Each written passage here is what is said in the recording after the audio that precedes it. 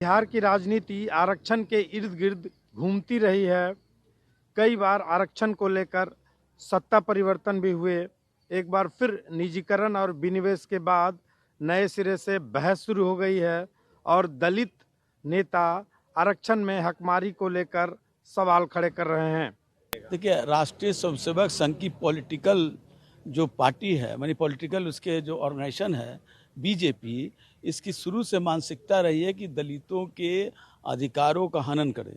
जब ये लोग बाबा साहब भीमराव अंबेडकर के प्रति इनका मान सम्मान तो दूर रहा, उनको अपमानित करने में सबसे अव्वल रहे, उन लोगों से क्या उम्मीद की जा सकती। हम लोगों ने पहले ही जब अप्रैल में आंदोलन हुआ तो हम लोगों ने कहा था कि आरक्षण के सारे मामलों को 9वीं अनुसूची में शामिल कर लिया जाए, लेकिन वो भी नहीं हुआ। उस समय इस राज्य के मुख्यमंत्री भी कहे थे कि वो 9वीं अनुसूची में शामिल हो जाएगा, लेकिन संविधान को में 9वीं अनुसूची में शामिल नहीं किया गया, चलते सदन में भी नहीं किया गया।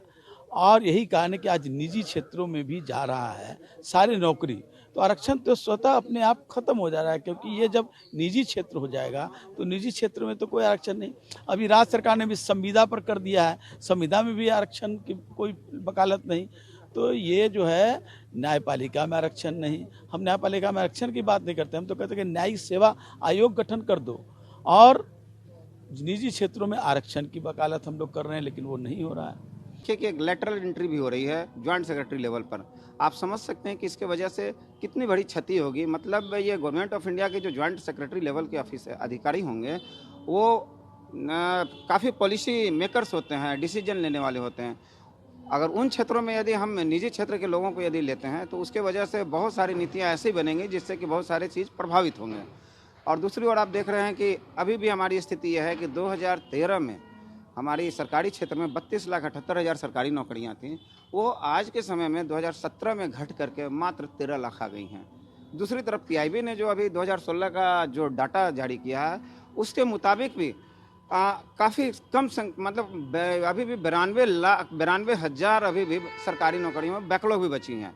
तो जहां बैकलॉग की तो बातें समाप्त हो गई हैं। और सबसे एक ड्रास्टिक बात मैं ये भी बताना चाहूँगा, चूँकि मैं बिहार से बिलोंग करता हूँ।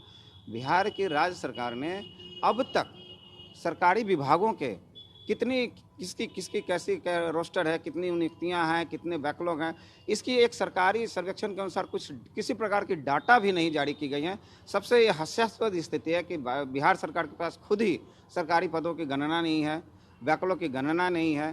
पिछले दिनों रिजर्वेशन इन प्रमोशन की बातें आई थी, उस दौरान कुछ पदों पर हम लोगों ने एक्सरसाइज किया था, तो उसमें कुछ पदें प्राप्त हुई थी जिसमें कि मात्र 5.6% ही एज अगेंस्ट 16.5%, मात्र 5.6% रिप्रेजेंटेशन था।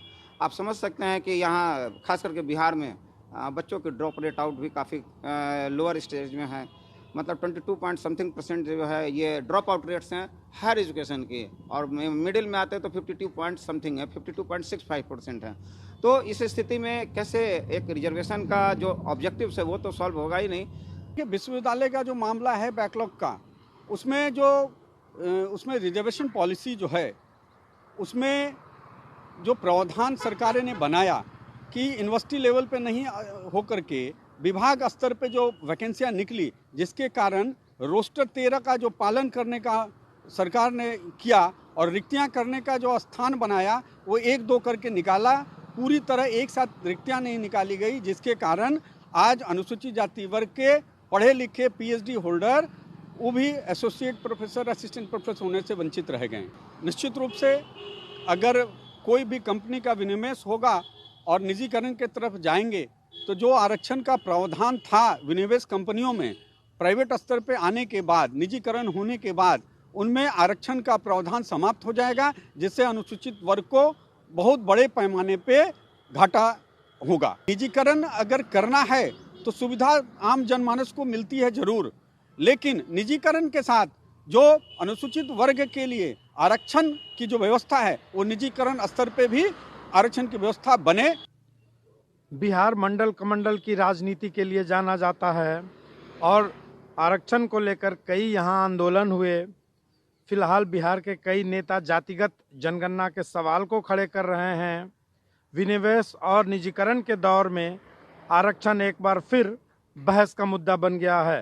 रंजीत, ईटीवी भारत, पटना।